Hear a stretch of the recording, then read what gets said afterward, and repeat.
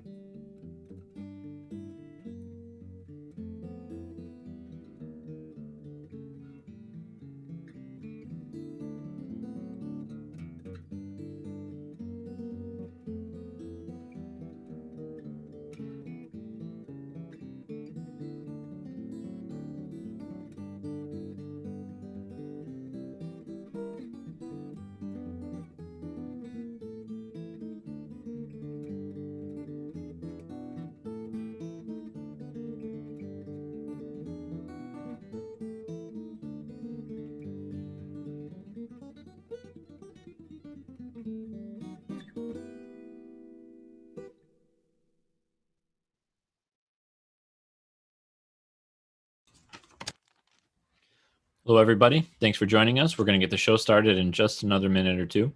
Get everybody a chance to get settled in. A reminder that, as always, every Thursday night live stream is a free show. But any donations will be shared with tonight's partner, and it is a very important one. So be sure to check out those links in the chat. Thanks for your patience. We'll get started shortly.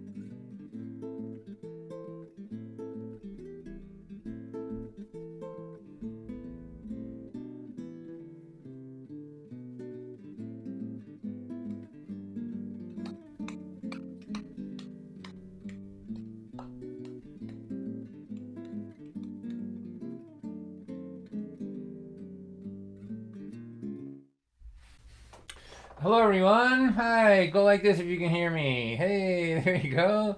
All right. Well, welcome. It's Thursday night, and glad to see everybody here. My friends on Zoom, my friends over here on YouTube and Facebook. I think Facebook is over here. Not sure exactly, but here we all are. I'm gonna just sort of tell you, those of you that are new, how the night's going to lay out. So the first thing is we want to unmute some folks. So if you're in a quiet place, which those of you from New Hampshire probably pretty quiet, not real noisy up there. But what that means is no phone's going to ring, no dog's going to bark, no fire engines going by, something like that. Then we'd like you to raise your hand up. And the way you raise your hand in Zoom, if you're not familiar with it, is you follow this little tutorial by Brandon O'Sullivan. Down at the bottom of your screen, there's the participants icon with the two torsos there when the head's floating above them.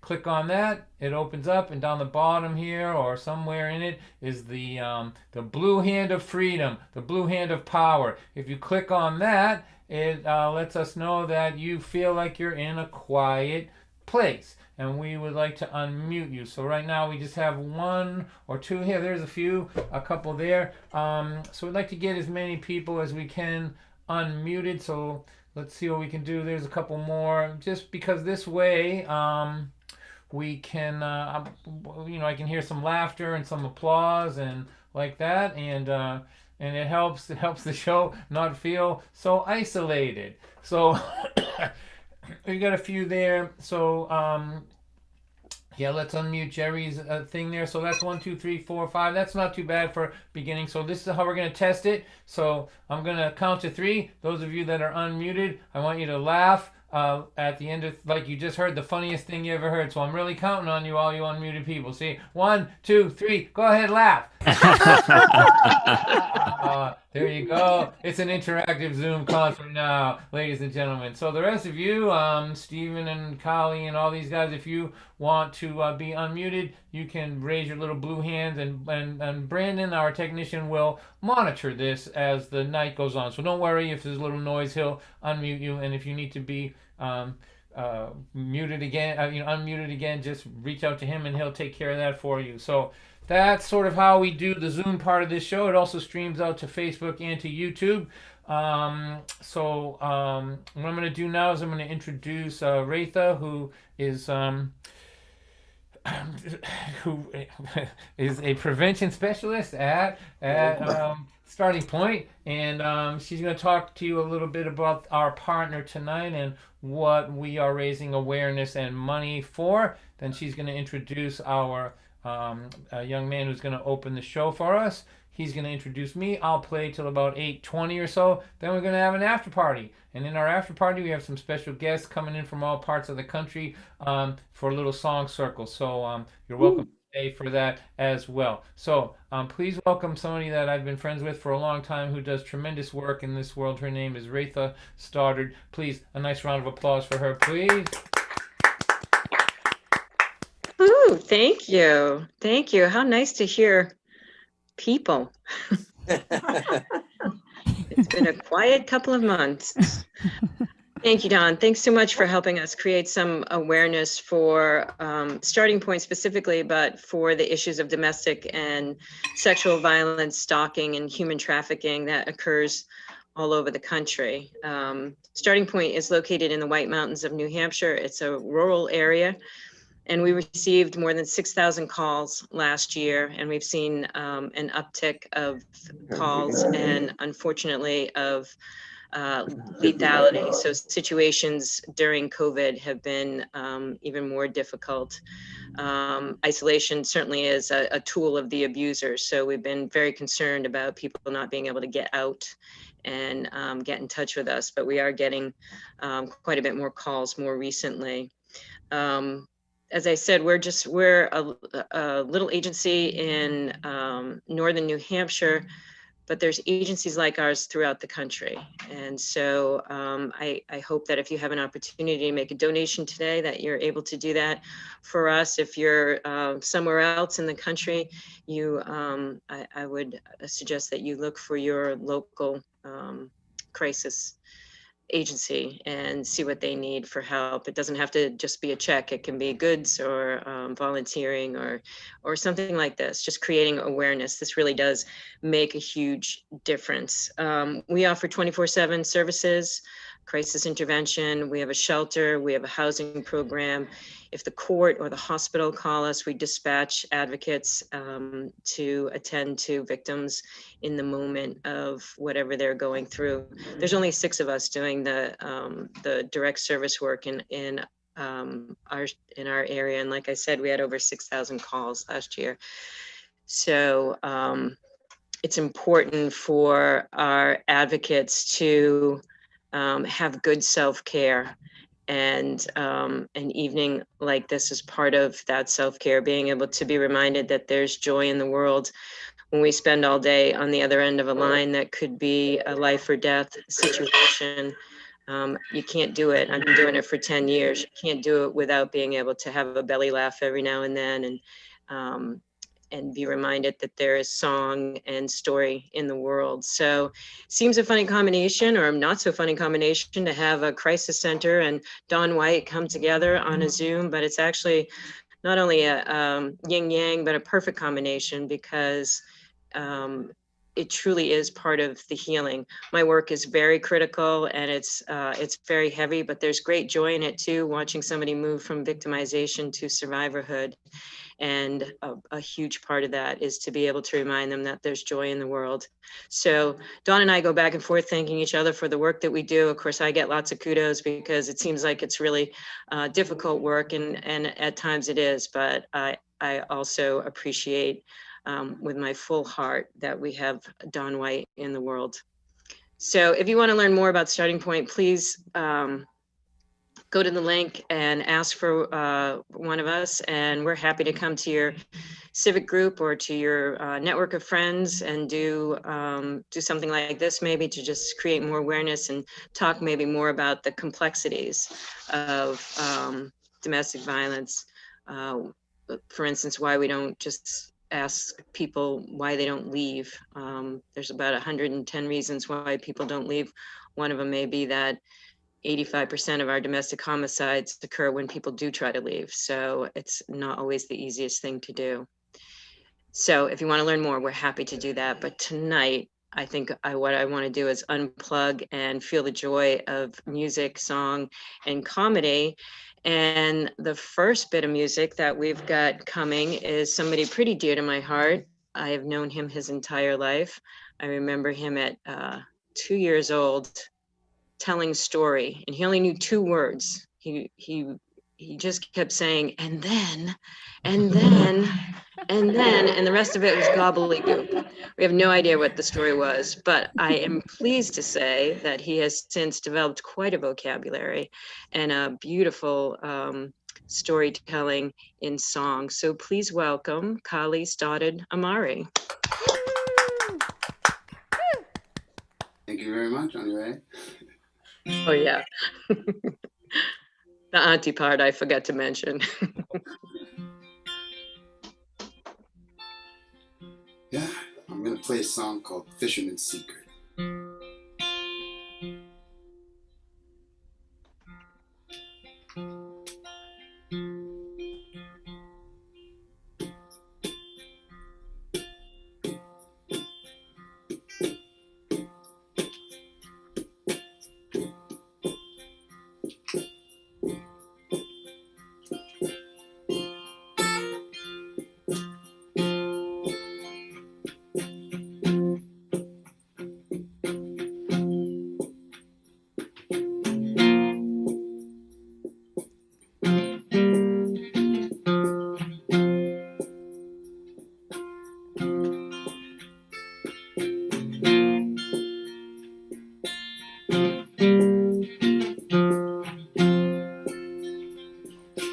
Headed down older road to my favorite fishing hole.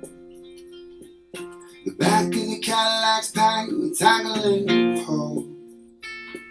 The passenger seats have a pack of smoke.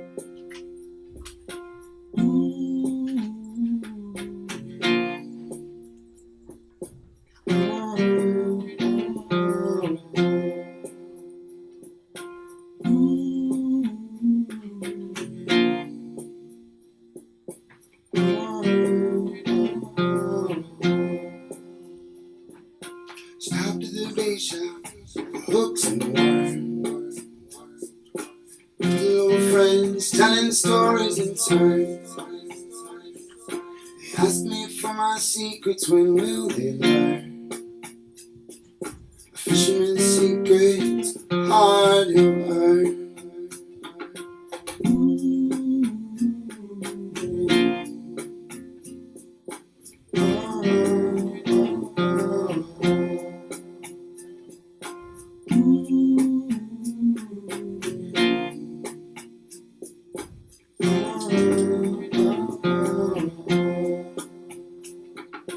Car parked by the shoulder and the tree.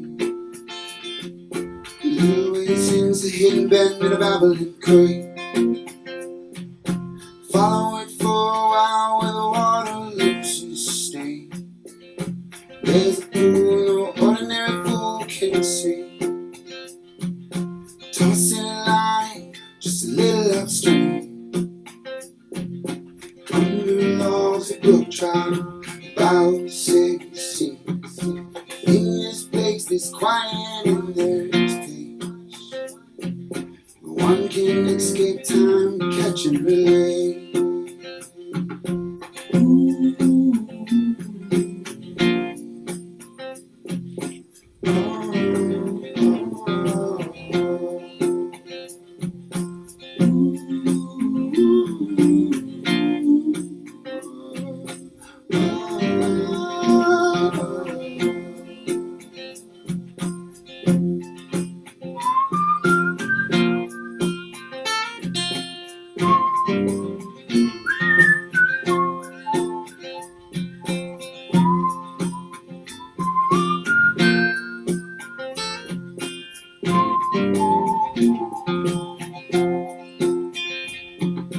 Headed down the same dirt road. Past a couple friends asking how'd it go. To tell a story like a fisherman is the first thing I learned. But a fisherman's secret's hard to earn. A fisherman's secret's hard to earn. A fisherman's secret's hard to earn.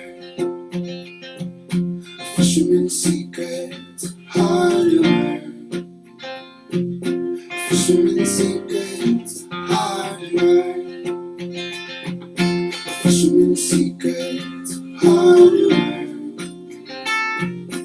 Fisherman's secrets hard to earn.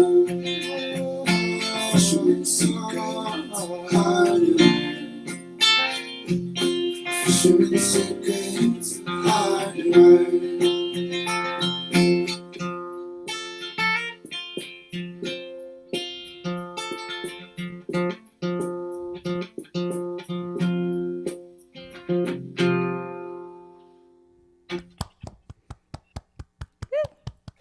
Thank you very much. Thanks for having me on tonight. I get to now introduce the next gentleman, and what's really cool is, well, like we know who it's gonna be. That's not the cool part. The cool part is who he is. And to me, what's awesome is Don. I don't know if you know this, but you were like the first rock star to me in my eyes as a little kid, man. Watching you play. And like being so, I didn't know I was going to be a musician at all for a long time in my life. I loved music. I loved singing along to the songs. And it was like, who is this rock star that my aunt knows? Like, what is this about? You know, and a lot of, when I realized eventually that I wanted to perform, I didn't have a ton of templates out there, but I had a handful. And a lot of it was, for me, I had grown listening to wonderful stories being told through song and parallel to the songs and with the songs and supporting the songs or after the songs and the stories. And I like telling jokes. I love the comedy. I love the music. And so for me, it was an amazing opportunity for me to get a chance to see inside that window and see an artist like you. So I just want to say all those things and introduce the next person, Don White.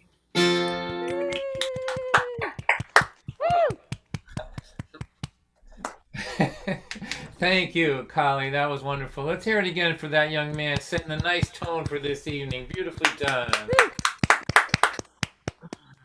All right. Well, those were very kind words, and they made me feel good, and also made me feel old. That's right.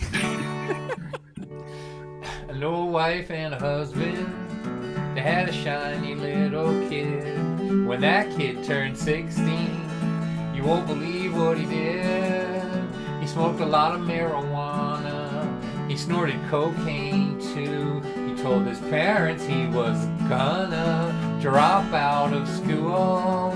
The father pounded on the table. The mother hollered and she screamed. They ran him down to the doctor. Doctor, what does this mean? He put them all on Prozac. Right then and right there. He said you'll still have your problems, but now you just won't care. He prescribed a little therapy, some supplementary drugs. My buddy didn't write a script down for a little more love, just a little more love. What the heck could it hurt? It might not fix nothing, at least it won't make things worse. But when you're looking at your lifetime from the end when you are done, you know it might look a little better, see a little more love. I know a wife and a husband, and they had a shiny little kid. When that kid turned 16, you won't believe what she did. She said, "Mom, I'm sleeping over Susan's." That was just a big lie, cause what she really was doing was staying out all night.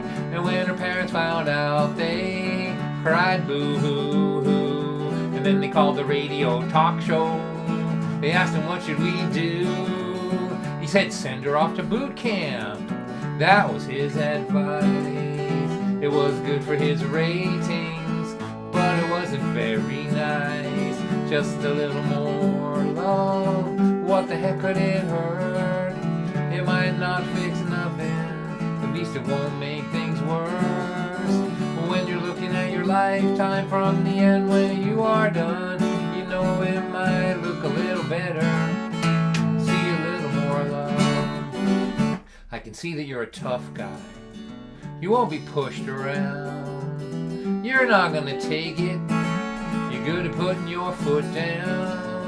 You might get killed by lightning and you might get hit by a truck.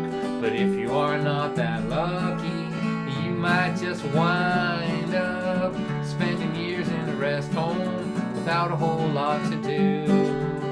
But look back on what you did with the time God gave you, just a little more love. What the heck could it hurt? It might not fix nothing, at least it won't make things worse.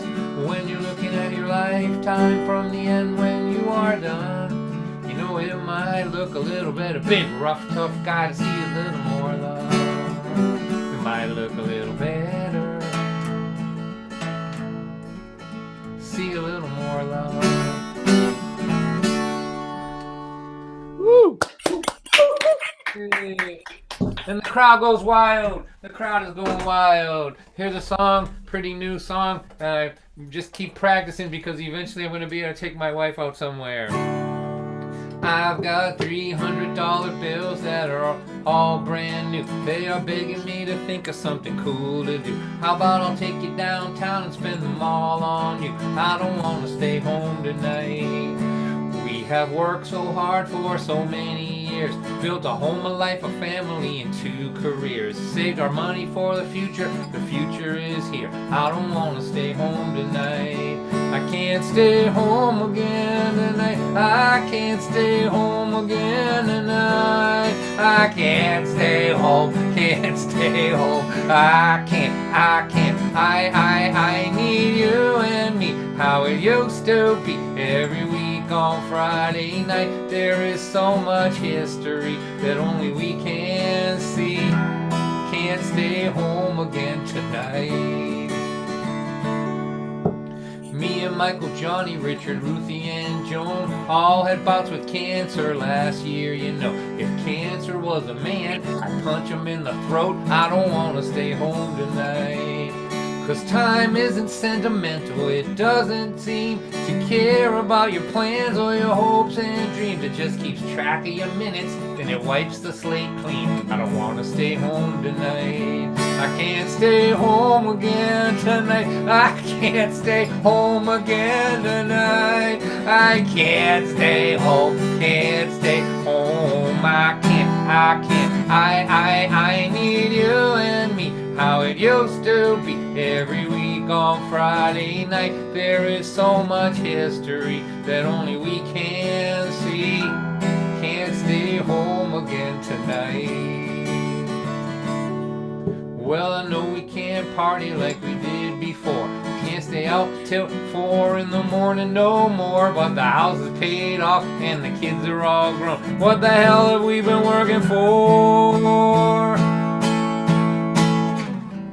Let's take a nap, take our inhalers, take a multivitamin, then go out to hear some music with all of our friends who didn't die from the way we used to party back then. I don't want to stay home tonight. And time isn't sentimental, it doesn't seem to care about your plans or your hopes and dreams. It just keeps track of your minutes, and it wipes the slate clean. I don't want to stay home tonight. I can't stay home again tonight. I can't stay home again tonight. I can't stay home, can't stay home. I need you and me. How it used to be every week on Friday night. There is so much history that only we can see. Can't stay home, can't stay home. I can't stay home again tonight. But of course I am staying home. Hey, John.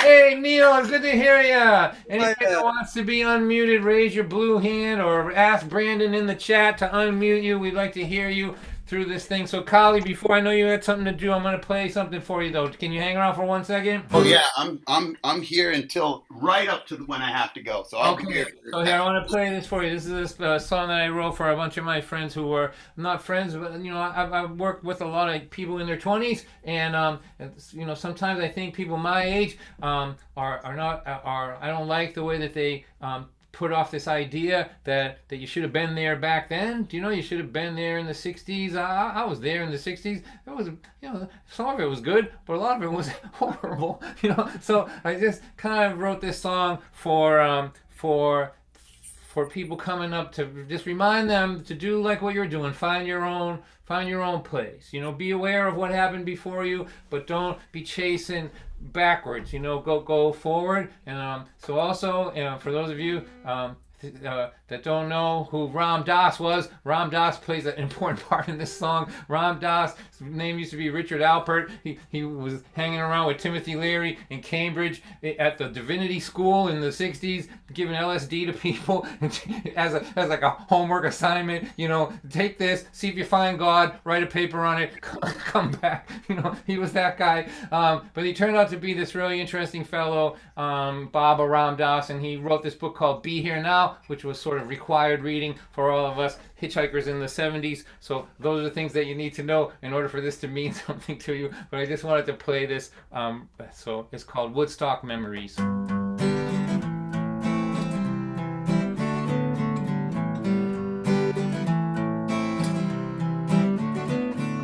Jenny's grandma went to Woodstock back in 1969.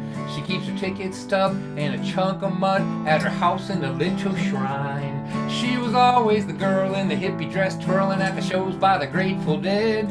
If you ask her about it, you better sit down. Grandma will talk the ears right off your head. If you get her talk about the Grateful Dead, the Summer of Love or the Kool-Aid acid test, Jenny was always in her glory when she could hear the stories from her grandma's hippie friends about peace and love, taking care of one another, how great it all was back then. And at night she would dream of being on the bus with Keezy, seeing Jimmy in 69. But when she wasn't dreaming, she always had the feeling that somehow she'd been born in the wrong time. You know you should have been 20 in 1969. All the gray-haired hippies say that all the time. But the cool grandchildren of the cool young women who danced in the Woodstock mud are sleeping on the beach in Montezuma, Costa Rica, having all kinds of fun singing. There's only 1 minute, if you're not living in it, it's never coming back again. I love you, Grandma, but Baba Ram Dass never said, be there then.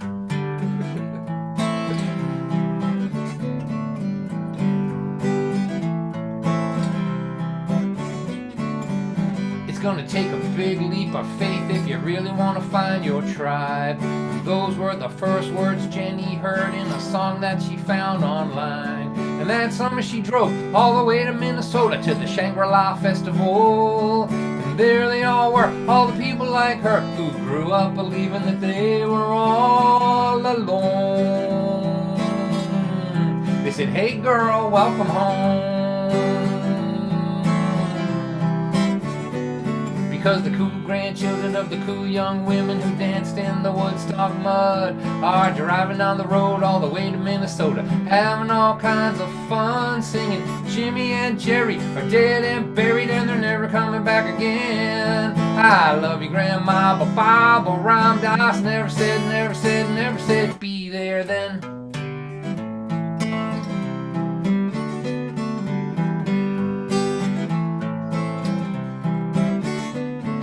Jenny's grandma went to Woodstock in 1969. Since then she believed there was never gonna be a better time, and that's alright. But if you don't take your big leap of faith and get out there and find your scene, it will pass you by while you are trying to find your grandma's long gone Woodstock memories. Her Woodstock memories. While the cool grandchildren of the cool young women who danced in the Woodstock mud are living on the beach in Montezuma, Costa Rica, having all kinds of fun singing. There's only 1 minute, if you're not living in it, it's never coming back again. Love you, Grandma, but Baba Ram Dass never said,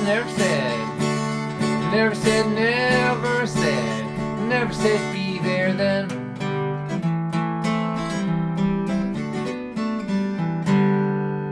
Woo! Yeah. All right. All right, thank you so much. Thank you, everybody. Thank you for being here. It's Thursday night with Dawn White. So we want to thank our friends that are here on the Zoom part of this thing. We also want to thank our friends on the YouTube part. Hello, people over there on YouTube, a global community there. And over here are our Facebook friends. Hello, Facebook friends. I know Sarah's over there and Jody and all those guys. And so we're glad to have them all there. Those of you that are here in the Zoom part, we can interact a little bit. If you want your microphone unmuted, raise your little blue hand or ask, go in the chat and ask Brandon to unmute you so that we can hear you. So I'm going to play this song now for Retha and for everybody that works at Starting Point. This actually is my wife's favorite song of mine. She doesn't have a lot of them that she really likes, but she likes this one. And I was thinking about this one. I don't sing it that much, but I just felt like doing it here tonight. In this portrait of sadness in the big gallery, we see a man in the foreground in such misery. But the horizon behind him is vibrant and bright. We see him staring into darkness, but covered in light. If I were the painter, I would paint you with wings and I would dress you in the colors that come in the spring. And when your heart was in darkness and you were alone, I'd paint sunshine around you and wings to carry you home. In this portrait of anger and low self-esteem, we see a woman in danger of a life without dreams. And as I stare at her shoulders, Lord, all I can see is this mountain of a burden where wings ought to be. If I were the painter, I would paint you with wings, and I would dress you in the colors that come in the spring. And when your heart was in darkness and you were alone, I would paint sunshine around you and wings to carry you home. This face in my mirror, this portrait of me, is constantly changing for the whole world to see. But the hand on the brushes that color this face is the hand that belongs to the person it paints. If I am the painter, I will paint me with wings, and I will dress me in the colors that come in the spring.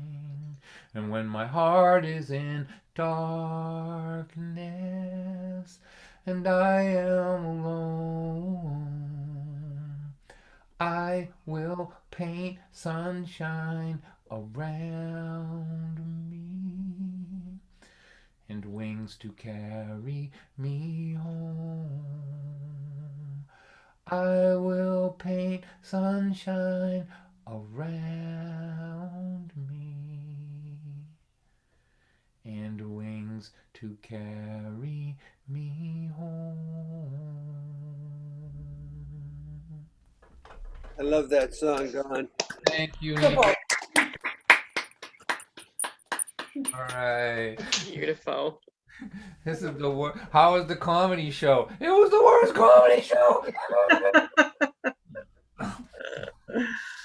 All right. So here, I play this song almost every week, but I'm practicing it for when we get back to real audiences. I have big plans for this to get the audience to sing it along and all of this. So here's the story about this song. Those of you that come every week, I apologize, but you just have to watch the process of me getting more and more tricky with this tune. I have big plans for this. I can hear the audience singing it, but don't sing now because of latency and delay. It'll sound like the 12th level of hell. Do not sing, you unmuted people. Now, all right. Here's what this song is about. In my town, Lynn, Massachusetts, and in the whole state of Massachusetts, weed is legal, and I'm okay that it's legal. I don't smoke it myself, and I don't want to be talking to anybody who smokes it. But I'm glad that it's legal. I'm glad that nobody's going to jail for it. I'm glad that if you have pain, you can take it. I'm okay with all of that. Here's my two concerns. I have two concerns. My first concern is you can't go anywhere in this town, Lynn, Massachusetts, and not smell weed. In fact, it's coming out of like churches and liquor stores and kindergartens and police cars and every intersection you go to. There's like smoke pouring out of every car. You're like, go ahead. They're like, no, man, you go. I'm just gonna sit here for a while. right? So there's that concern that I have, and also I'm concerned about joggers. You can get stoned out of your mind just jogging in this town now. Like, you leave your house perfectly sober, and you wind up like coming home with a bag of Doritos, and calling detox when you get there. It's a little bit of a, but I don't even care about that. I'm not even concerned about that. My real concern is conversation. There are people here tonight that I have conversed with deeply and profoundly and heard things from them that changed the way I saw the world. Ratha is one of them, but there's several here. The talk with Chris and Meredith. We've had conversations where at the end of it, I learned something, and I'm interested, and I really love the kind of conversation where the person you're talking to can remember what you say. Do you know that kind of conversation?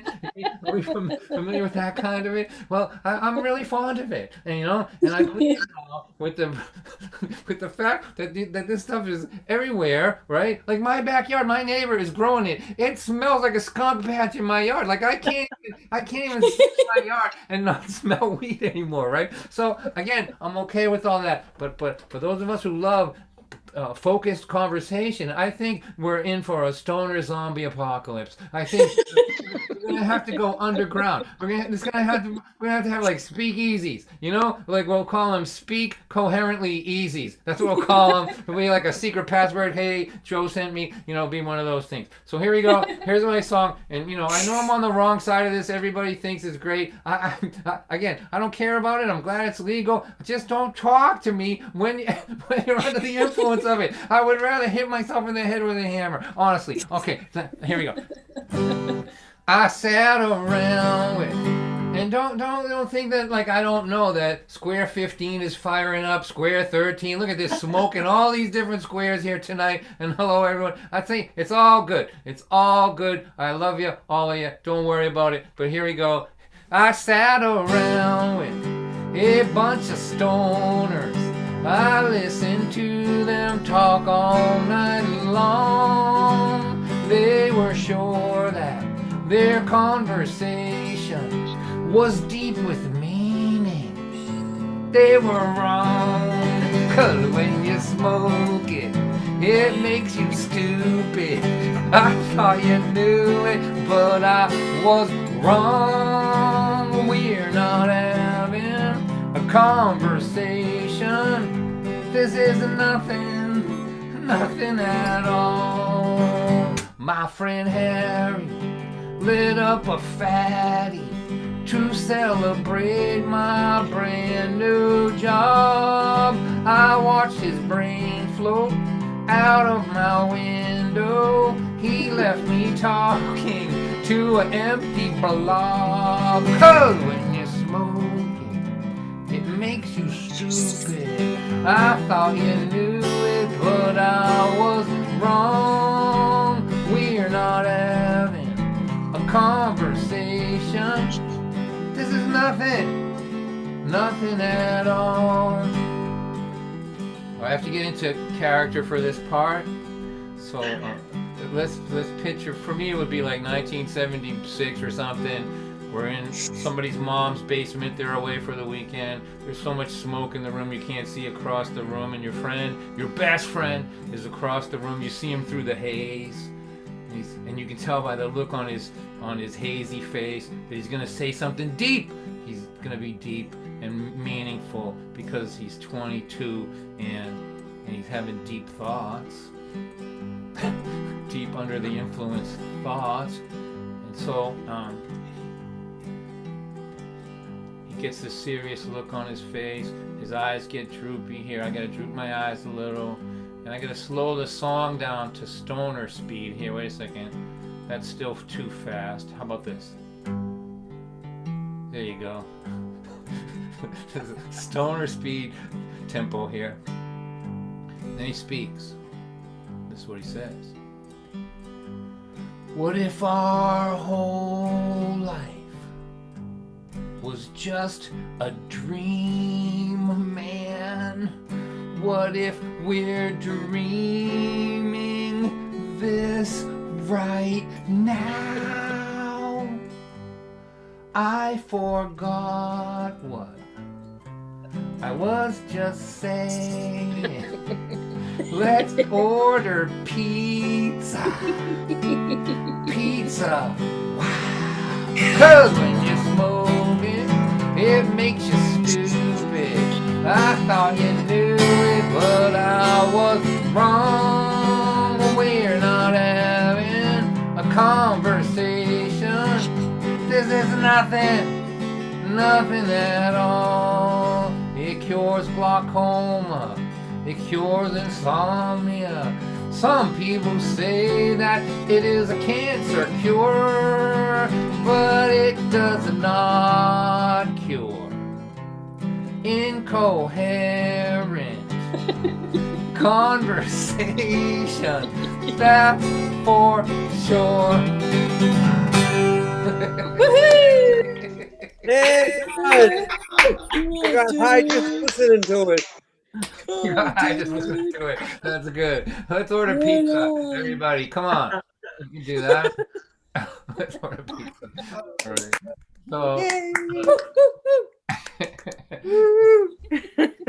Oh man. So here I'm gonna play until for another 15 minutes or so. Then we're going to put the information up here where you can donate. Again, it's free. This is free, and if you're struggling, don't worry about it. I love you. I have spent more time in my life without money than with it.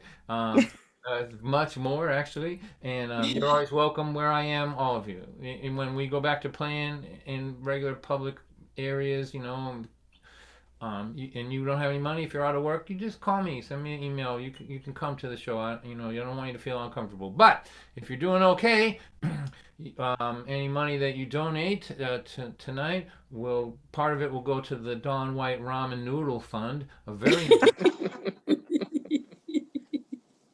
and the rest of it will go to Starting Point, who are doing important work. So I thought about this when this first happened.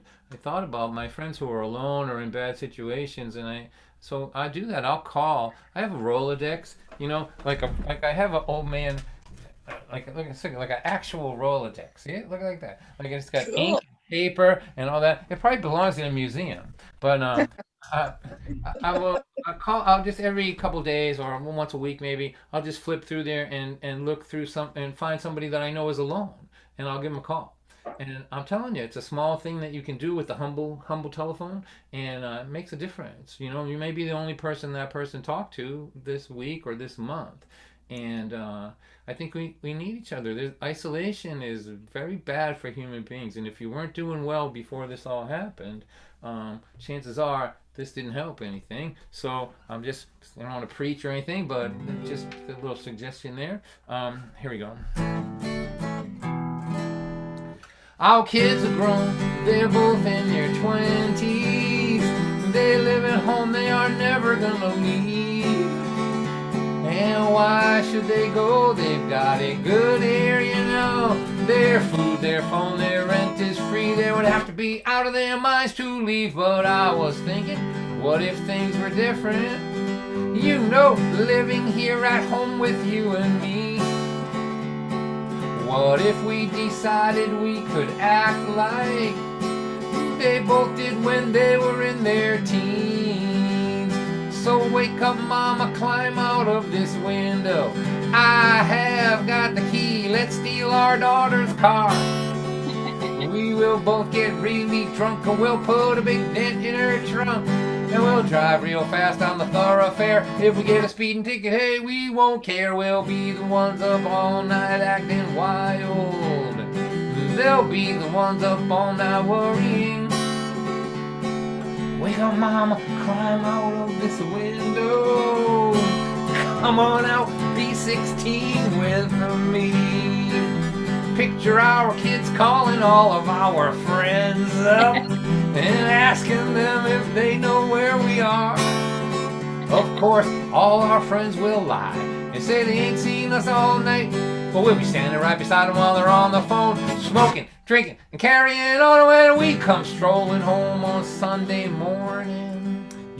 Around 10 o'clock while the neighbors walk to church. Our kids will ask us where we've been, and then they'll ask us again, and we will just make up a great big lie and swear that it's the truth until the day we die. And they'll be the ones trying to find the truth out. And we'll be the ones who are lying through our teeth. And under pressure we'll confess that we had unprotected sex. That will gross them out so much they might just start to think about moving out. Their turnabout is fair in this stupid life. And what better way to encourage them to leave than to give them both a dose of what it was like to live with them when they were in their teens. So wake up, mama, climb out of this window. I have got the key. Let's steal our daughter's car. We will both get really drunk. We'll put a big dent in her trunk, and no one will know where we are until we come home in a police car. We'll be the ones up all night acting wild. They'll be the ones up all night worrying. Wake up, mama, climb out of this window. Oh man, be careful. You're not as young as you used to be. That's 40 feet down there. I should have brought a ladder, probably. You know what? The kids are both drunk and passed out. Let's just go out the front door. Come on out, 16 with me. 'Cause I remember you when you were 16.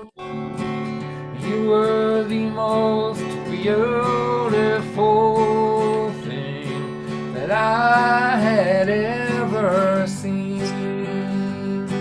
So wake up, mama, wake up, mama, wake up, mama, be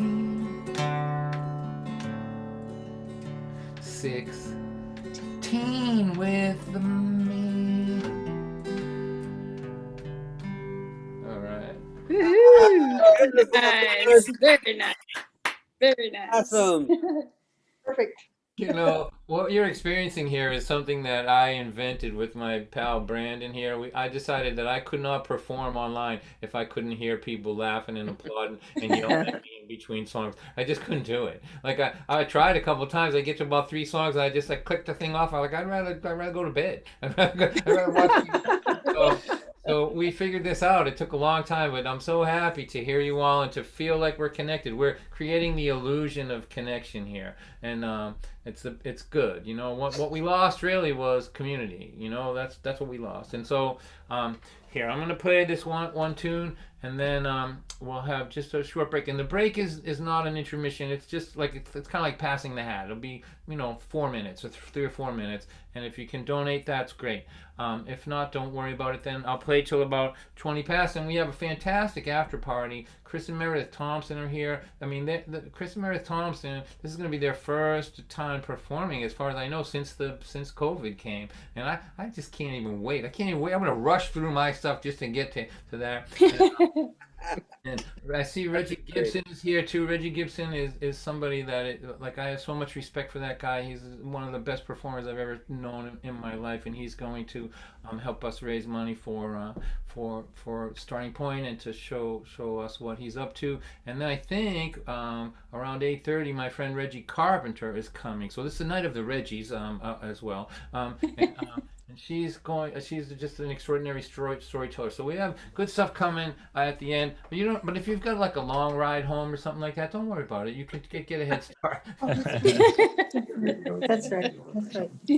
Gotta go at least 10 feet. That's right.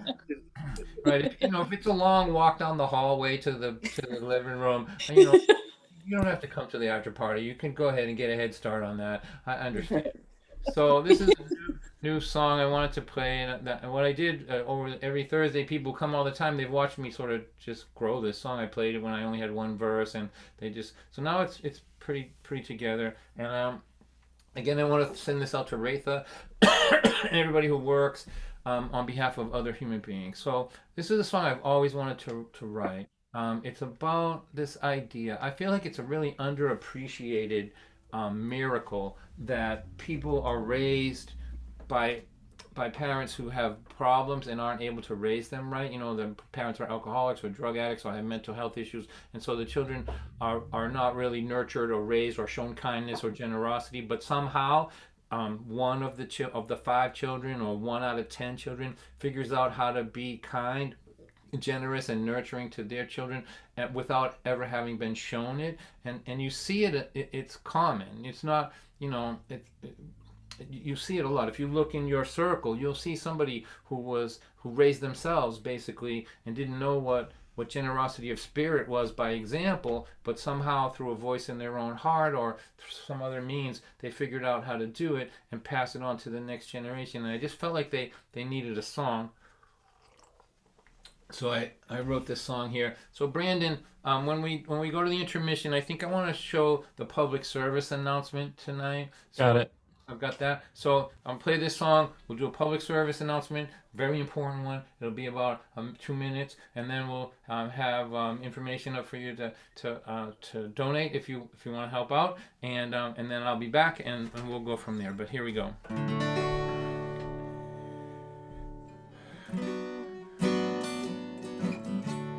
You were taught by your world that empathy and kindness were the kind of things that made a person weak.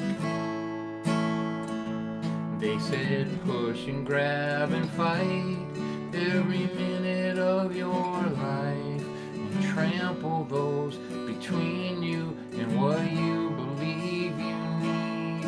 But from the moment you were born, in your heart there was a song you could hear through all the years of fear and insecurity, singing cruelty's always weak, but love and empathy are strong enough to break the chains of selfishness and greed.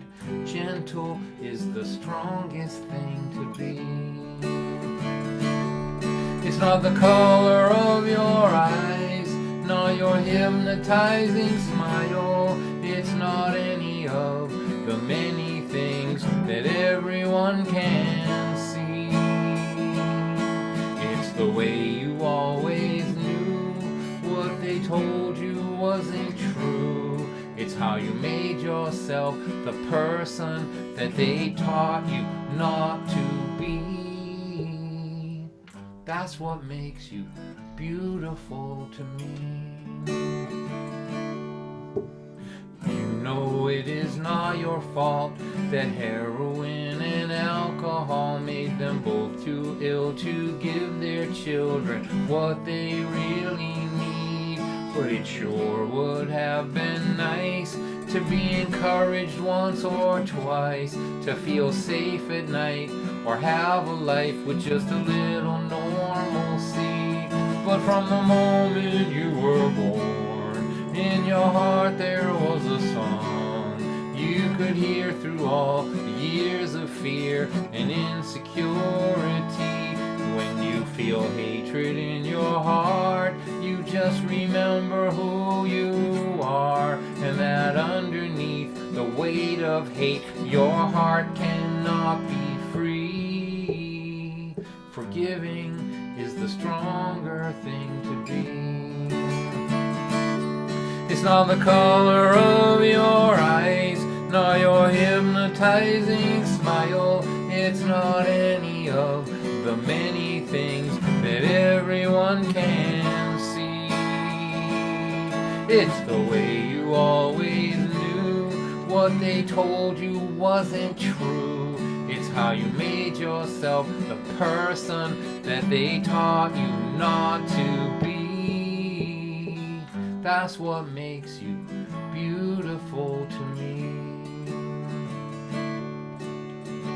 A young man's eyes see beauty in what is on the surface, not within. He will walk past what is beautiful to be near the thing that shines. But this old man's eyes find beauty in the story and the journey. They have seen too much to be fooled by what attracts a young man's eyes. From the moment you were born, in your heart there was a song you could hear through all the years of fear and insecurity. There is nothing that this world could do to crush the love inside of you. Under neglect, abuse, and selfishness, you were caring, kind, and generous. It is the lonely road that brought you here. It's how all alone you persevered. It's the tenacity of your heart song of humanity. That's what makes you beautiful. That's what makes you beautiful. That's what makes you beautiful to me. That was nice. Beautiful, Don. All right, you kids, we're going to show you a very important public service announcement. Then we'll be show you how you can donate to the Dawn White Ramen Noodle Family Fund and Starting Point and the fantastic work that they're doing. This is going to take a total of 4 minutes, and I'll be back. I will play till about 20 past, and we'll start our after party. I'm checking out now. There you go. This car has been stopped for quite some time. I'm going to check it out.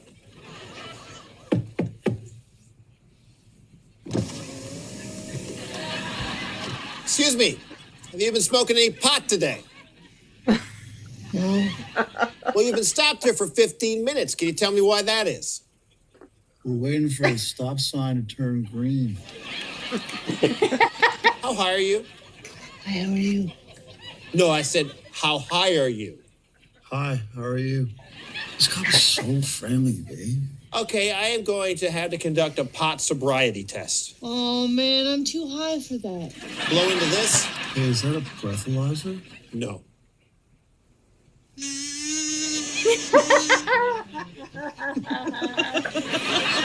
Okay, now I'm going to ask you a few questions to determine your ability to drive. Why is a pizza box square when the pizza's a circle and all the little slices are tiny triangles? Which of these two snacks would you prefer? Chips or the cookie dough? Step out of the car, please. Let's go. Please, don't drive high. We're getting cookie dough all over the back of our cruisers. A message from the Royal Canadian Mounted Police. Oh, God. Those poor police. Get those cars detailed every week.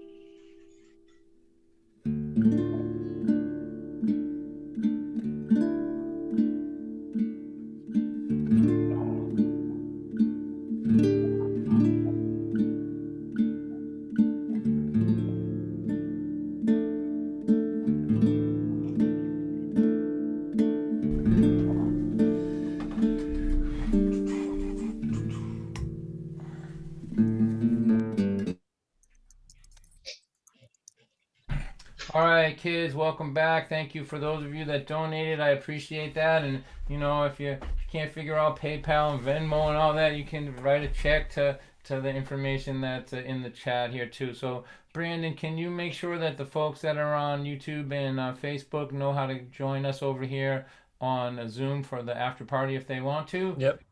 Okay, appreciate that. So let me tell you a story, and let's see, I'll do a story. We'll see how long that takes, and then maybe a tune. All right, so here, this bedroom that I'm in was my daughter's bedroom. It was the bedroom that had the accordion door on it at one time, and this is where she slept when she was a teenager. This was her domain. There was a lot of stuff on the walls that only made sense to her at that point in time. So I was working 2 jobs at the time. And sneaking out to do music at night too. So I was exhausted. The whole decade was just a multicolored blur. Exhausting and I had a long-standing and deeply intimate knowledge of one another. He knew how to make my life miserable, and I knew he enjoyed doing it. And that's just the relationship that we had. So one day, my daughter was 15. She was in this room. There was no door on this bedroom here, and my bedroom over there, where my wife, myself, and Exhaustion slept, a sound could travel in between these 2 rooms. So I come crawling up the stairwell with, I'd been working in an attic all day, running fire cable for this job, stuffing my head down in fiberglass insulation, and just the most awful, terrible work that you could do for 16 hours on a summer day. And I kind of took a shower and just dragged one leg past this bedroom and climbed into bed. And I was trying to get some sleep. Man, I needed sleep like nobody on earth ever needed sleep. I got just a morsel, a modicum, a molecule of sleep. That's all I needed. I had to have it. I was going to die if I didn't have it. I was so tired. I felt like if I could find a puddle, I would just sit in it and cry. I was that kind of tired, right? So I lay down and I'm trying to get some sleep. I just need some sleep. I can hear the 5 a.m. setting on my alarm clock actually taunting me. Yeah, I'm gonna ring as soon as you close your eyes, big guy. And I just need some sleep. But out of this room there is wailing and laughing. My daughter's she's 15, she's on the phone with her best friend, and they are screaming with laughter. Like it was like the sound that only a 15-year-old girl can make. It looks like it's not like a sound that any other human being could make. It's like this one of a kind, shrieky wail of a 15-year-old girl. And I think to myself, man, I got to address this situation. I have to do something. So I conjure up my available dad identities. And the first dad identity that I conjure up to decide whether he's the right guy for the job is dad number one. Dad number one is the guy that likes to yell. He's the blusterer. And I think if I give the job to him of getting quiet back in my domicile so I can sleep, what will happen? I know what will happen. He'll storm over to this door. He'll raise his hand up and he'll say, "Shut that phone off right now. Hang up that phone right now." And I have to get up at 5 in the morning. You don't care. It wouldn't even occur to you that other people will be living in this house. It's like I would just scream for a while and say, "Hang up the phone," and then there would be quiet, right? Quiet anger, quiet resentment, and quiet plotting of revenge. Dad number one always gets much more quiet than he bargained for. That's because he's 100% bluster and 0% circumspection. He's a pawn of exhaustion. He wins the battle at the expense of the war. He's in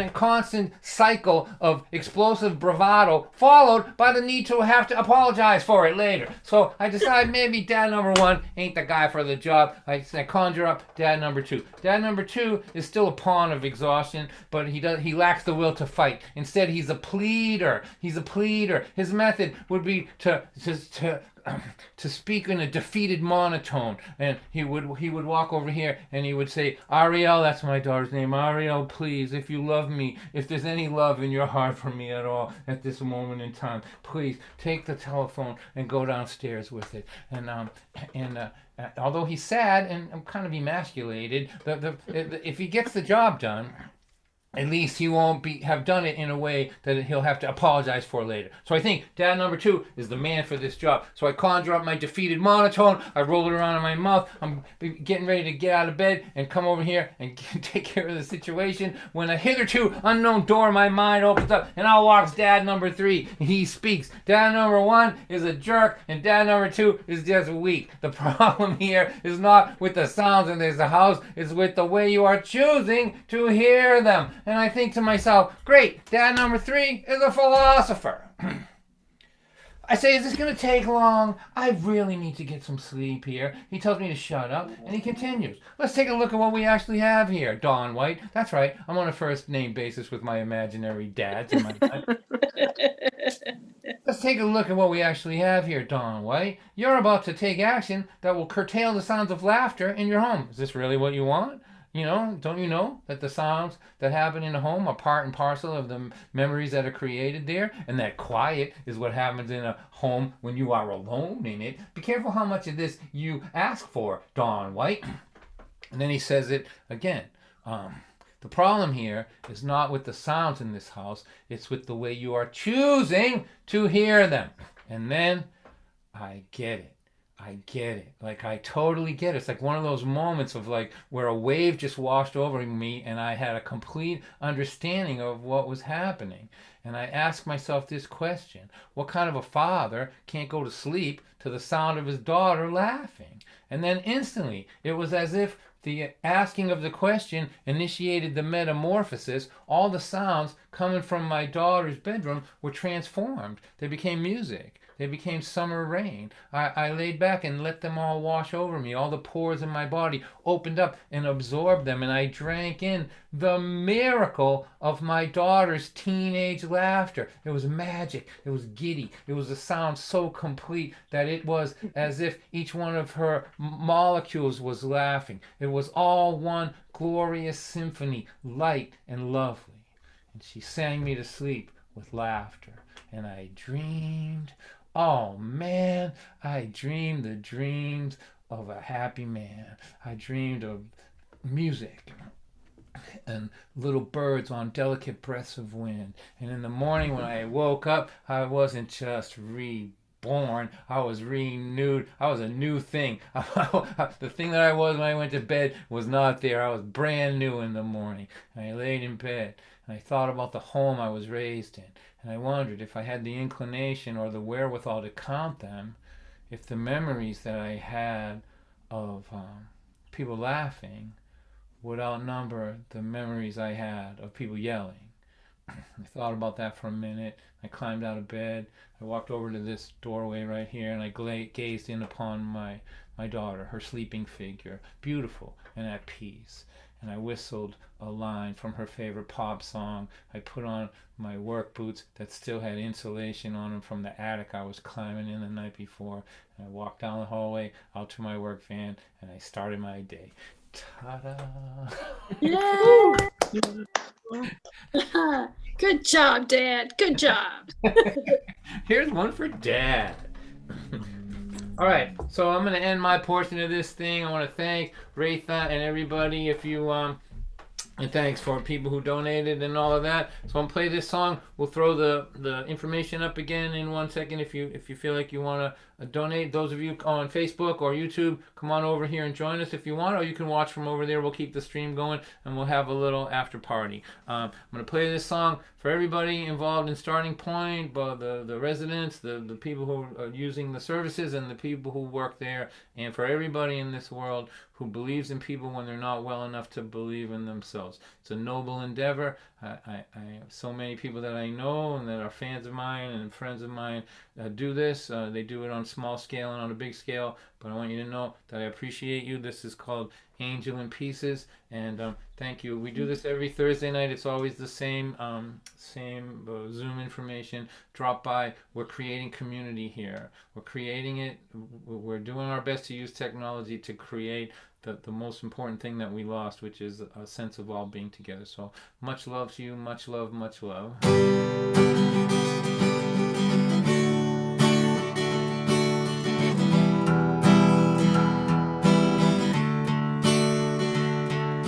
She walked into the room like she was walking off a cliff. In my mind I said, what kind of shattered angel is this? Her walk said, I've surrendered. In her face, I've had enough. Her eyes were holes, they were dark and cold. They said, I've given up. I saw an angel in pieces, as if the pieces all fell from the sky. I said in my heart, I believe this sad angel someday will fly.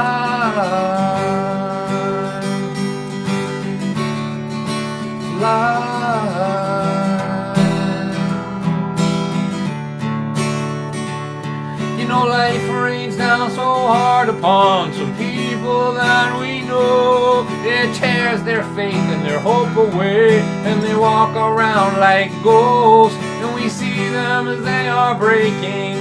And as their spirit dies, but deep inside we still believe they will come alive and fly. I saw an angel in pieces, as if the pieces all fell from the sky.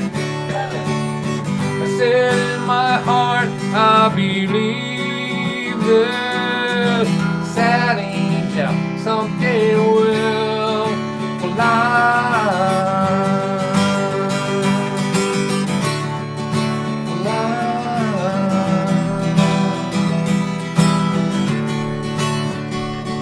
Now she walks across the room like she could walk across the sky.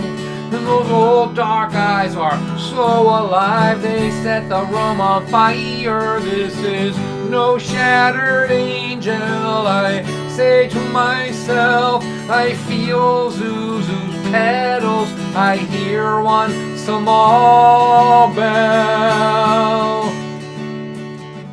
I saw an angel in pieces, as if the pieces pieces all fell from the sky.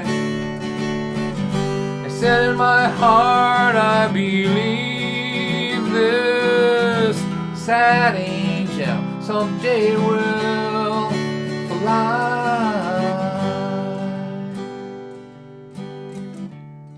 Look how beautiful you are.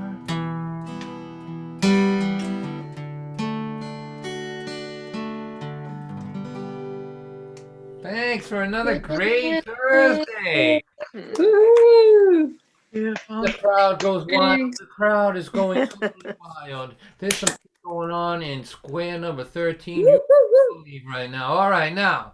So thank you, everybody. I'm just gonna throw the splash up here for a minute. If you get a chance to donate and help out with the grocery bill here and with the fantastic work on that Starting Point is doing for victims of domestic and sexual violence, then by all means do that. And we'll be back in, say, 2 minutes, and we'll start our after party with all our special guests. This is like if this is a concert, we're locking the door and keeping the audience in. Lucky us. And the bar is open and we're keeping the audience in. And we're just gonna have a song circle and a story circle. I'm looking for just, this is the part that I love the most, because this is what we would have done when I was on the road. We would have hung around with the musicians after the show, and members of the audience would be there just to hang around with us. So we'll do that in just a minute, and thank you all for your kindnesses, not just to me but to other people in your world. Much love to all of you. Peace.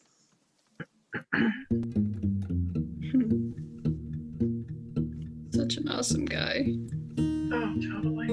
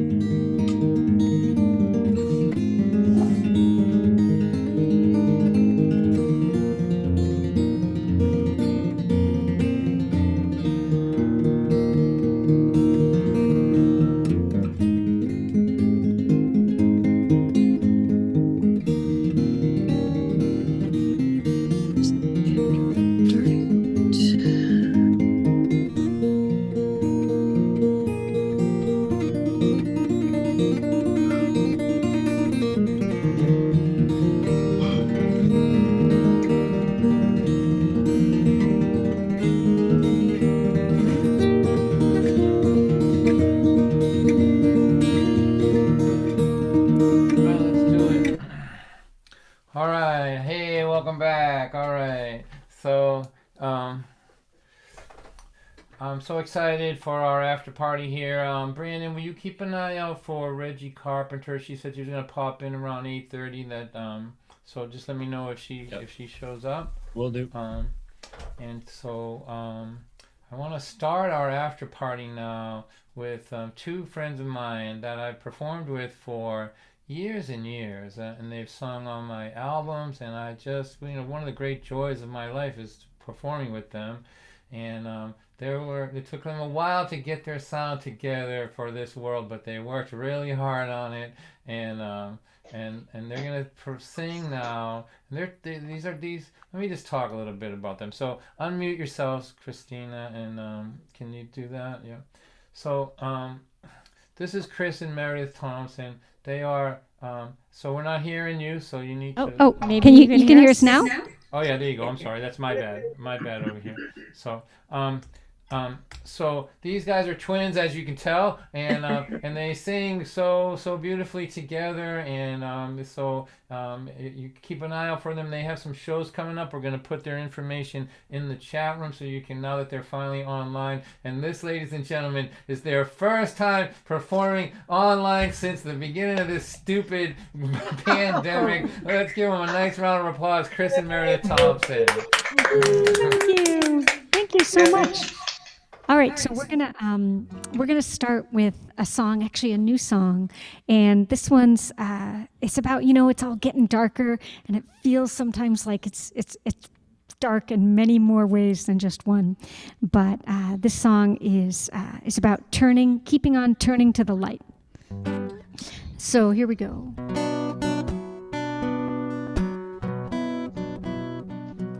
When the winter wind is cold, the trees have lost their leaves, and the river's frozen solid, but still flowing underneath. And the pines are standing tall, brown falling to the ground, but the green is holding on, reaching up and doubling down. When you feel that hope is gone, there's no way to make it right. You just gotta keep on turning to the light. Oh, the day started blue and clear. The weather can change in the ripples of the mountains, like the fickle weather vane. Even low on this trail is one you've known. Your feet just start to fail. You're clinging on the ridge alone. When you feel that hope is gone, there's no way to make it right. You just gotta keep on turning to the light.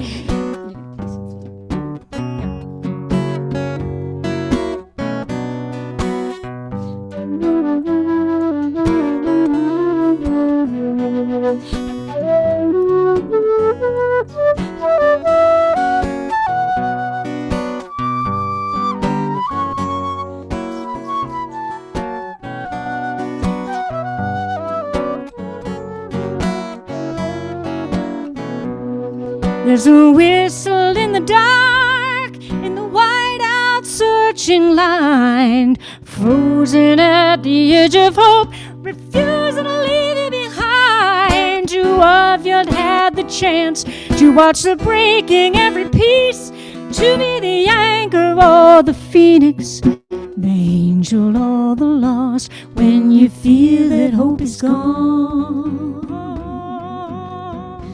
there's no way to make it right. You just gotta keep on. You just gotta keep on. You just gotta keep on. You just gotta keep on. You just gotta keep on turning to the light.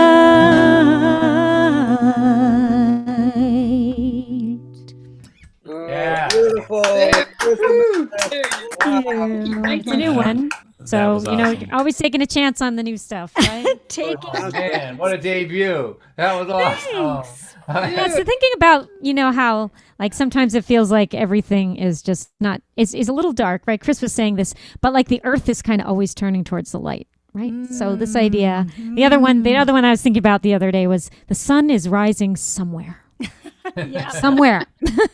Maybe it's obscured by clouds, but their sun is rising. And so you just got to keep on that sort of thing. So anyway. All right, that was beautifully done. Let's hear it again for Chris and Meredith Compton. Oh man, thank you. Thanks so much. Yeah. So you'll hang around. We'll go at least one more time through, and we'll chat a little bit. You know, when you were talking about that, it reminded me of that Gordon Bach song. You know, the world keeps turning toward the morning. Do you know that? Oh yeah. That's a beautiful song.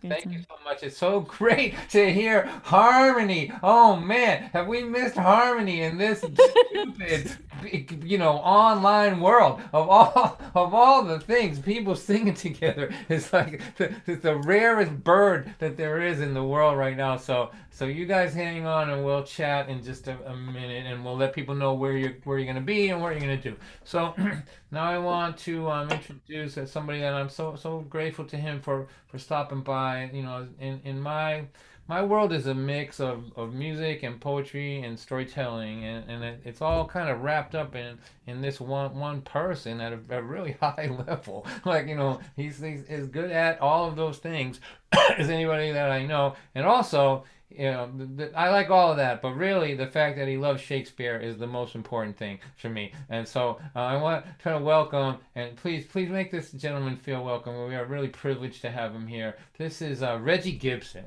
Hey, Reggie. Hey, everybody. Hey, Neil. Hey, guys. Hey, Don. How are you? Good, man. Good to see you. Thanks for coming. Yeah, can you guys hear me okay? We didn't have a chance to do a sound check or anything. You sound pretty good. Is it coming through? Okay, great.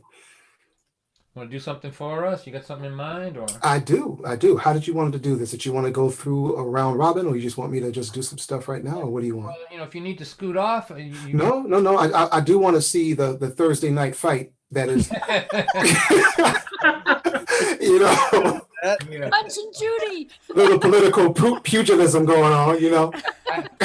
I have trouble watching it. I watch it like in little doses later. Like it's as much as I can take. Yeah, man. It's like a car. It's like a car wreck, man. It's. Well, I'll tell you what. Why don't you do two things for us, and then if you can, and then you can come back and report that the country. See what's going on. That everything's better now because. Sure. Sure. Okay. This is one I wasn't going to do this, but since Don mentioned Shakespeare, and both he and I we kind of besotted with the cat. When I was younger, you know, and I was a horny 13-year-old. Last week. Yeah. You can imagine which one of Shakespeare's plays I love the most. And it was, of course, Romeo and Juliet. And I found out later as I became a teacher that there is actually you can send Juliet letters to her chalet or her in her palazzo in Verona, and someone will write you back. So I waited to get my letter back, but they write you back. But now they email you back, which is not as cool. But this is the first letter that I wrote to Juliet. It's just entitled, "Dear Juliet." Dear Juliet, I have always wanted to write to you. I've started this letter several times, but I stopped. I was unsure as to what a 15th century, I was unsure as to what a 21st century African-American male would have in common with a 15th century Italian girl. Most especially since at the time you were born, African-Americans hadn't yet been invented.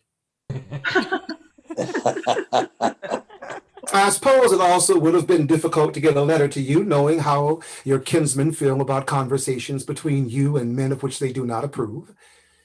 And I am sure that by now your daddy has talked to your peeps in Venice about Brabantio and that whole Othello Desdemona thing. Tragic bit of business, that. I just want to ask you a question, though, Julie. What was Romeo really like? I mean, really? Yeah. The story is well known. He comes to a party at your crib and all your cousins start putting the heavy hating on him. But the brother is cool as penguin poop. That is, until he sees you over there on the dance floor gyrating your hips to bagpipe and fiddle. Then he steps to you like some medieval Mac Daddy, and next thing you know, you're leaving your family and a whole house filled with bling to go and lick poison off his lips. Did you think to yourself, how doth one wearing such tights and funny shoes have so much swagger? Have you seen any of the films? Yeah, well, don't see that DiCaprio one. I mean, it's cool. There's good acting and all that, but it's a little bit overwrought for my taste. But that Zeffirelli one with Olivia Hussey playing you, shit, that joint is epic. Were you that cute in real life? I mean, I know that during your time, you probably weren't big on bathing or sewage or teeth, but I bet you had to have some kind of pre-Renaissance hotness happening. Yo, back to Romeo. Was there something in how he profaned the holy shrine of your hand? How he could not force his eyes to leave yours, even when he gave you his lips sin and then asked for it back again? Or how his kiss was authored by some ancient book that only opens inside of a young girl once? Sorry to talk so much about it, but ever since I was a boy, I've always wanted to be that kind of man. And now, even though now I am married and things seem to be working out a little bit better for me and my wife than they did for you and Romeo, I would still like to know, what made you follow him into death? What made you love him with your last breath? Well, enough for now, Jules. I'll write when I can. I don't suppose you text or tweet, do you? Holler back at a brother when you get a minute, all right, girl? Sincerely, someone who still finds just a little bit of you in every woman.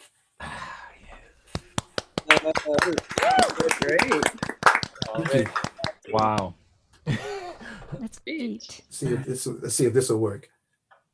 Boom, body, boom, boom, body, boom, boom, body, boom, boom, body, boom, boom, body, boom, boom, body, boom, boom, body, boom, boom, body, boom, boom, body, boom, body, boom, body, boom, body, boom, body, boom, boom, body, boom, boom, body, boom, boom, body, boom, body, boom, boom, body, boom, Johnny,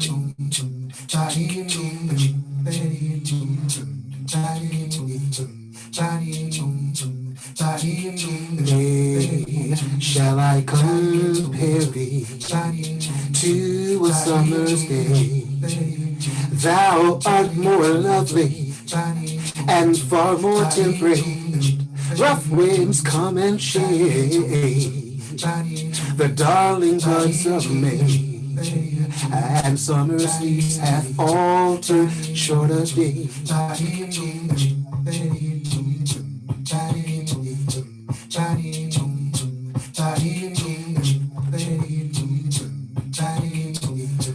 Oh, sometimes,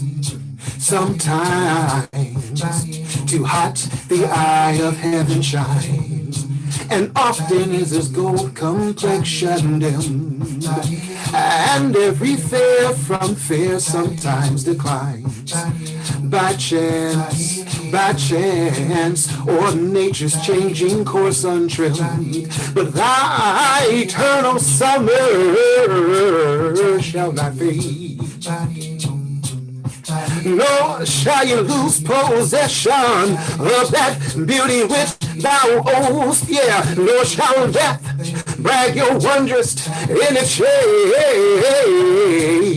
When in eternal times through these lines you grow and grow and grow, for as long as men can breathe, as long as eyes can see, so long lives this, and this gives life to thee. I said as long as men can breathe, as long as eyes can see, so long lives this, and this gives life.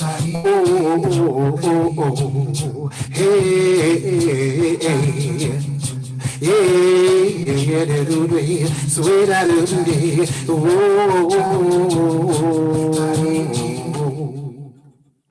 yeah. Oh, thank you. Hopefully you heard that. Hopefully that came through okay.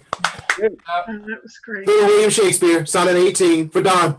Yeah. All right, I'm good now. I'm good for a week now. Reggie, do you got Sure. anything coming up that we can direct people to? Because there's some people here on Zoom, but they're watching on other platforms, YouTube and Facebook. So there's a fair amount of people paying attention right now. So if you've got something, let me know. What do you got coming up? You know what I'm thinking? Because I've been doing a lot of stuff with churches. But I'm doing a special poetry reading tomorrow night, and that is at First Parish Unitarian Universalist Church in Brookline. And I don't think it'll be difficult to get on that, but if you just contact the website, they should have something for you. And I know next week I'm also doing something with it's Carol Allen's thing. The coffee house. The full moon. Full moon coffee house. So yeah, I'll be doing something. New moon. Yeah, new moon. New moon coffee house. I'll be doing something for that. And then there's a few other things of various and sundry which are happening, but a lot of stuff in schools. But tomorrow night, I think that should be free and open to the public. All right, so Brandon, will you try to find that for us? And yeah, I'm on it. Thanks, Brandon. Right. Reggie, it means a lot to me that you not that you would stop by, but also that I'm aware of what you're doing in this world, and I'm glad to know you, and I appreciate you on many levels, man. Thank you. Hey, you too, Don. Thank you, man, for having me. And I think I got 15 minutes before the fight begins. Yeah. So I'll keep you on, duck out, and come back. When somebody takes a breath or when someone gets muted. Rock and All right, sock. man, let's hear it one more time for Rock and Sock and Robots, right? Thank you. Great to see you again. You too, man. You too. Thanks. Thank you, thank you. Yeah. So this is the night of the Reggies. That's the way I'm calling it. The night of the Reggies, and I see now from upstate. Well, I don't know if you gotta be careful what you call upstate now, but somewhere in New York, my friend Reggie Carpenter is here. Reggie, unmute yourself, my friend. There you go. Can you do it? There you go. Hi, hey, thanks for having me. Thank you. Reggie, Thank you. for Rita, it is great to Hi, see Reggie. you. So nice Hi, to see you. It's great, and it's great to see all of you. 2 Reggies in one program. That doesn't happen very often. I spend a lot of time putting these things together. The night of the Reggies.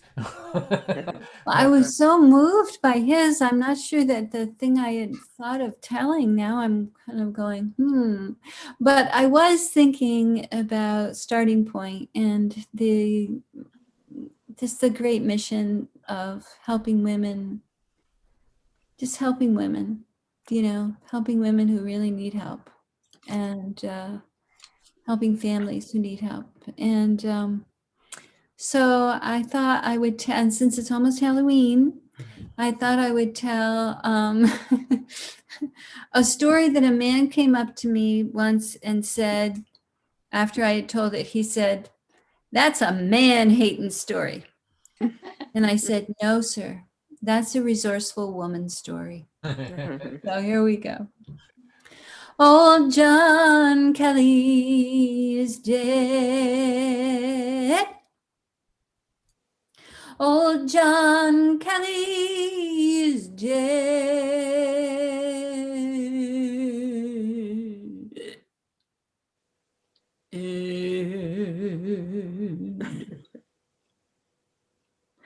Old John Kelly is dead. And all anybody had to say about that was, "Whoo, thank goodness." The reason being, of course, that John Kelly was just about the meanest, ornery, stubbornest, most foul-tempered, most ill-mannered man you'd ever have the bad luck of running into. There was not a single soul crying around his grave, especially not his wife. They just put his body into the coffin. They put the coffin into the ground. They figured they'd come back some other time when it was a little bit more convenient and put the dirt on top. And then they all walked home, tipping their hats and saying, "Hey, you have a nice day," thinking that's the end of that. Old John Kelly is dead. But John Kelly himself, my friends, had a little different idea. When the moon rose that night, so did he. He got up out of his coffin, walked all the way through the cemetery back to his house. He went in through the front door very quietly. He looked around and he noticed that things looked a little different. He noticed that all the pictures had been turned to face the wall. Now that's an old superstition that says the spirit of the dead is going to come through that picture and haunt you. And then he noticed that all the mirrors have been covered with black shrouds. Those are black claws. Now that's another old superstition. The spirit of the dead is going to come through that mirror and haunt you. And then he noticed that his wife was sitting on the sofa in a long black dress reading a book with a smile on her face. Well, it was the smile that was too much for John Kelly. He just bellowed out, "What in tarnation is going on around here? It looks like somebody died." His wife looked up at him. Her face went the color of milk. Her eyes got as big as saucers, and she stammered out, yes, yeah, John, well, yes, somebody did die.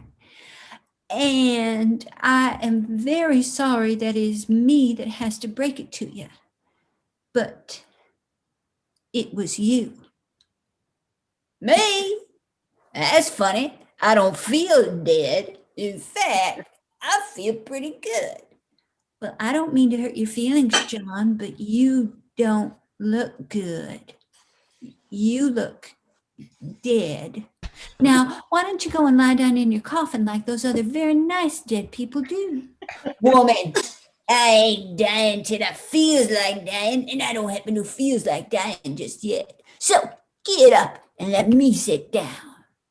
Do you see what I mean about him being so darn mean and ornery? Can I get an uh-huh?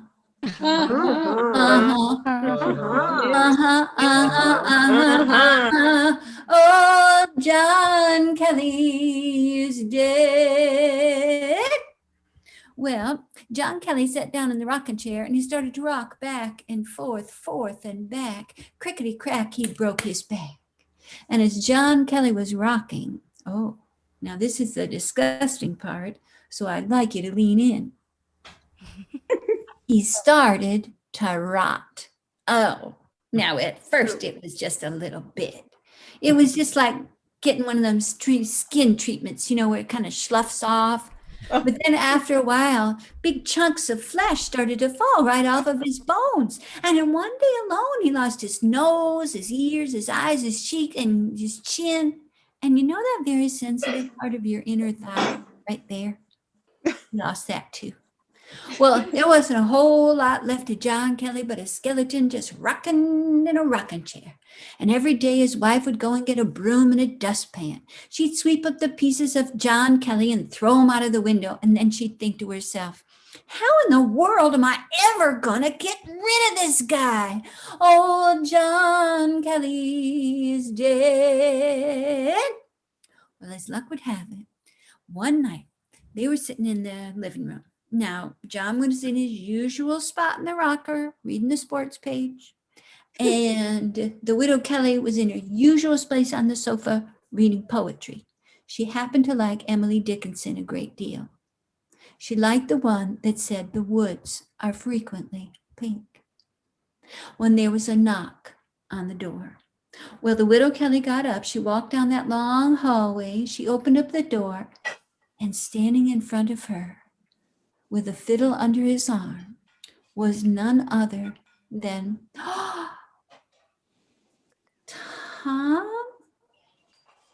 Tom Seymour, my old high school sweetheart. Oh, Tom, it is good to see you. How have you been? Oh, turn around. You're looking good, Tom. It's looking good. Oh my goodness. Well, why don't you just come right in? Well, Tom stood there and he took off his hat and then he said very shyly, "Oh, thank you, ma'am. It's good to see you too. I was very sorry to hear about your husband. I thought perhaps you were feeling a little bit lonely. So I came over to keep you company. Are you alone?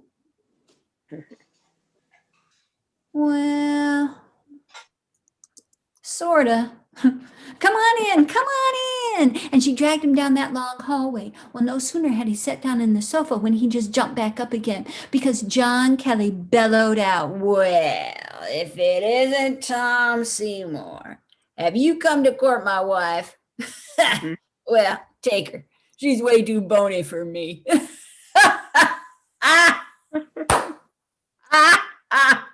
That's a bone joke. I kill myself. Listen, I see you got that. I see you got that fiddle with you. Why don't you take that thing out? I feel like dancing. Well, Tom Seymour is not what you would call a real assertive kind of fellow. So he stood up and he took the fiddle out of its case and he started to play something just kind of soft and slow. Da da dee da da da dee da. Da da dee da dee da da da dee da dee da dee ba dum ba da. Well, as soon as John Kelly heard that music, he couldn't resist. He got up and he started to dance around the room, just kind of soft and slow. And as he was dancing around the room, the widow Kelly began to hear sounds that weren't coming from the fiddle. She began to hear sounds that definitely weren't part of the music. She looked over at her husband and she saw that as he was dancing around, his bones were beginning to crack. His bones were beginning to crumble. And so she said what any woman in a situation such as that would say. Play faster, Tom, play faster. And he did play faster.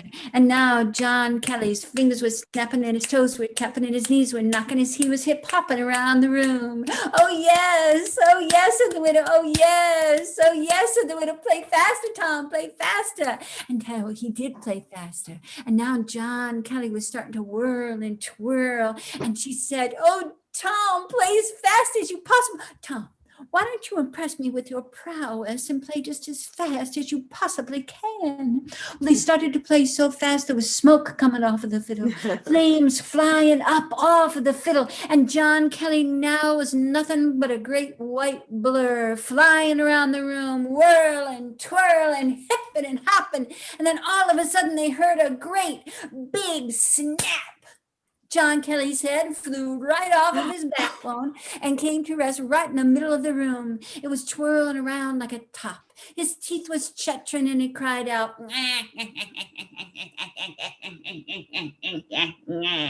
I haven't had this much fun since my funeral. Well, that was a little too much for Tom Seymour. He put the fiddle under his arm, ran out that front door and cried out over his shoulder, goodbye, Widow Kelly. I gots to go. I don't think I need to tell you he didn't come back. Well, the widow Kelly was smiling to herself as she went and got a great big sack. And then she picked up all the bones of her dearly departed and she put them into that sack.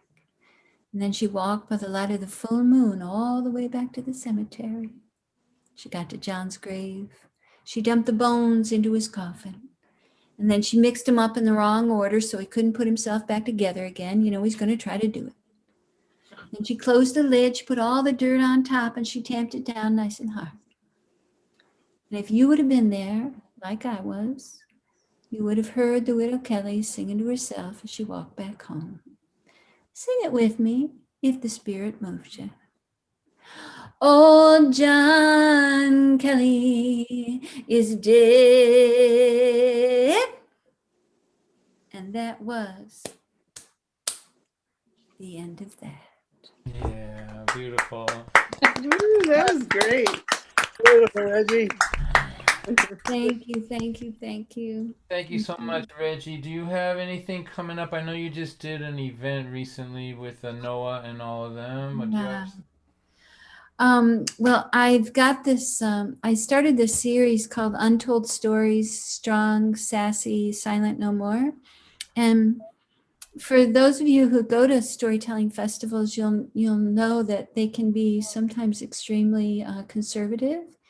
And I just wanted to give a platform to women story artists to tell the stories that we often aren't able to tell. And so our next concert is November 17th, and that will be with Elizabeth Ellis, Megan Wells,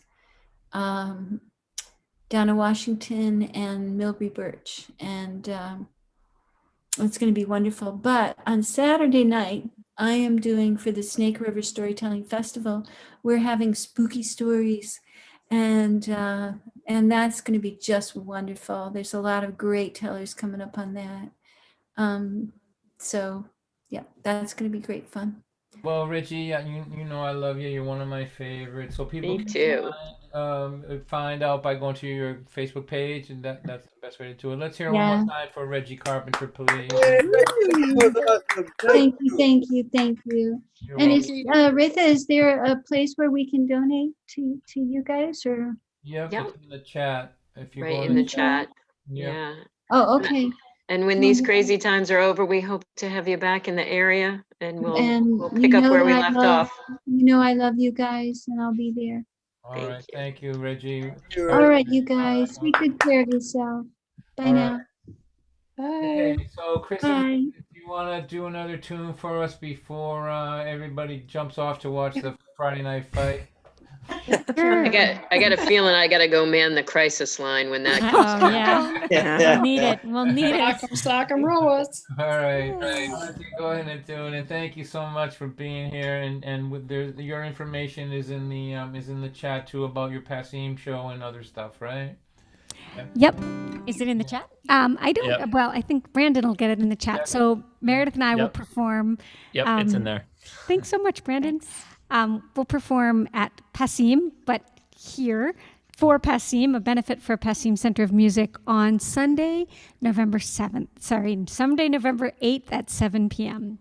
And I think that in the chat you have, you have that URL. So what a wonderful night. Thank you so much, Dawn, for having us. Thank you just to all the amazing artists and stories. The Reggies. The Reggies, that's right. And we're going to do a song. I know starting point is is in New Hampshire, so we're going to do a song about New Hampshire. This one is called "The Old Man of the Mountain," and it's about that stone structure that was natural, that great stone face that was in Franconia Notch, New Hampshire, for many, many years, and people would look up to that and stories and legends written about it. But one day it fell, and a lot of people said, I never thought I'd see that mountain fall. Or that fall. And it made us think about how you see your parents as people who you think will never always be there and never fall. And this one's about that, about watching your parents get older and realizing that you're the one kind of helping them up the mountain. So this is called Old Man of the Mountain.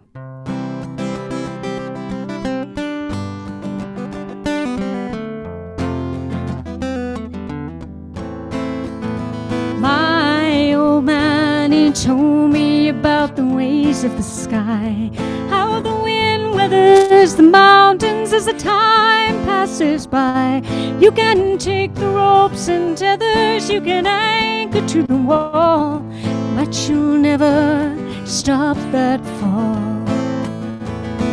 I listened always to the flowing river of his words, but I did not believe the message that I heard. You see, mountains are forever in this child's eyes, as sturdy as the bedrock, as certain as the sky. Never thought I'd see that mountain fall. Never thought I'd see that mountain fall. Never thought I'd see that mountain fall. Never thought I'd see that mountain fall. I followed in his footsteps up the winding path. And when my footing faltered, my father would turn back. He would reach out his hand, he would steady my way, and we'd turn to face the mountain again. Then many summers later, when we walked the granite trail, for the first time ever, my father's footing failed. This time it was I who reached out my hand, and I thought back to the words that he said. You can forge a form of iron, but that iron soon will rust. You can carve a granite headstone, but that too will turn to dust. You can take the ropes and tethers, you can anchor to the wall, but you'll never stop that fall. I never thought I'd see that mountain fall. Never thought I'd see that mountain fall. And sorrow spread like wildfire through the valleys and the towns. The day the sun revealed that the old man had stepped down, all the measures we had taken to preserve and delay could not change nature's way. And so much I'll tell you about the ways of the sky, how the wind weathers the mountains as the time passes by. But just look to the horizon, just lift your eyes, for where one mountain has fallen, another will rise. I never thought I'd see that mountain fall. Never thought I'd see that mountain fall. Never thought I'd see that mountain fall. Never thought I'd see that mountain fall. Beautiful.